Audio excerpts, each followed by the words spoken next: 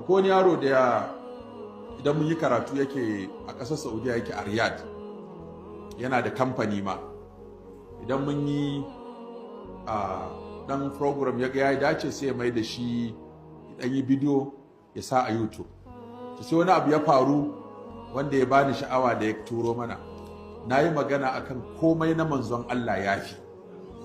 Na ce salati irin na manzon Allah ya fi, addini irin na manzon Allah ya fi, sallah irin ta manzon Allah ta yi, komai kai takalmin annabi ya fi kowane takalmi, gidan annabi ya fi kowane gida, komai na annabi ya fi. Sai yaron ya je mai da shi bidiyo, sai ya kawo takalmin gwal, sai ce wannan fa, sai kawo magana ta sance na annabi ya fi.